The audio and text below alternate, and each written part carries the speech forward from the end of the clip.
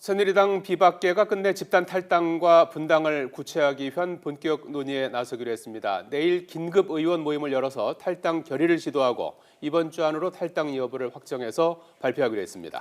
하지만 친박계는 여전히 유승민 비대위원장 추대론에 반기를 든 채 외부 인사 영입을 주장하고 나섰습니다. 네, 국회로 가보겠습니다. 안윤학 기자. 네, 국회에 나와 있습니다. 새누리당이 사실상 분당 수순에 들어간 것으로 보이는데요. 내일 비주류 측 긴급 회동이 잡혔다고요?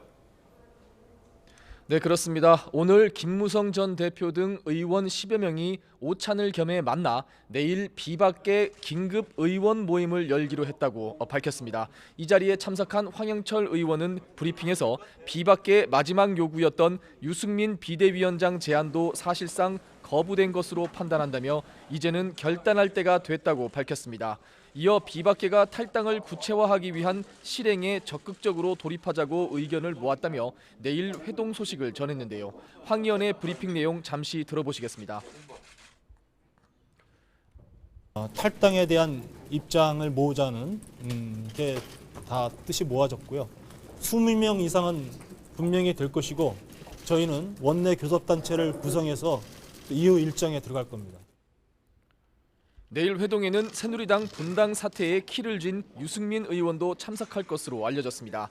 다만 일부 비박계가 여전히 탈당에 부정적인 것으로 전해지는 가운데 내일 비박계의 공동 탈당 결의가 이루어질지 주목됩니다. 반면 정우택 원내대표는 외부 인사 영입을 염두에 둔 듯 당내 인사가 아니면 안 된다는 비박계 주장은 이분법적인 것이라고 비판했습니다. 어찌됐든 각계의 의견을 수렴해 2, 3일 안에 비대위원장 추천 문제를 결정하겠다고 밝혔지만 유승민 추대론에 부정적인 뜻을 거듭 내비친 것인데요. 정 원내대표의 발언입니다. 현직 우리 의원 중에 없다고 한다면 우리 이 사회에서 우리 당을 구해줄 인사가 하나도 없다. 저는 그렇게 생각하지 않습니다. 유승민 의원 자체가 지금 저하고 아무런 대화가 없습니다. 친박계도 여전히 유승민 비대위원장 추대론에 부정적인 입장을 거두지 않고 있습니다. 친박이든 비박이든 누가 비대위원장을 맡든 계파 갈등을 해소하기는 쉽지 않고 결국 외부 인사가 비대위원장직을 맡아야 한다는 겁니다. 탈당 대오 점검에 나선 비박계를 향한 감정의 골도 깊어지고 있습니다. 친박계 핵심인 서창원 의원은 친박을 최순실의 남자들인 것처럼 매도하며 자신들이 투사인 양 행동하는 사람들과 공존하는 것은 쉽지 않다며 나갈 사람은 나가고 남을 사람은 남으면 된다고 비판했습니다. 네, 현재 국회에서 경제 분야 대정부 질문이 진행되고 있죠. 네, 그렇습니다. 박근혜 대통령 탄핵안이 가결된 이후로 처음으로 황교안 권한대행을 상대로 경제 분야 대정부 질문이 이어지고 있습니다. 이 자리에서 유일호 경제부총리는 정부가 제시한 내년도 경제 성장률 3%를 하향 조정하겠다고 밝혔습니다.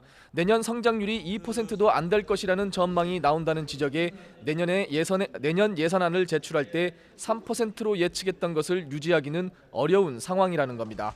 유 부총리는 또 내년 1분기 경제 실적치를 보고 추경 편성 여부를 결정하겠다고 말했습니다.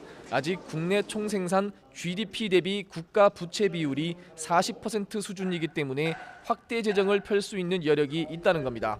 이런 가운데 황교안 대통령 권한대행 국무총리는 대통령 출마를 계획하거나 고려하고 있느냐는 야당 의원 질문에 전혀 아니라고 답했습니다.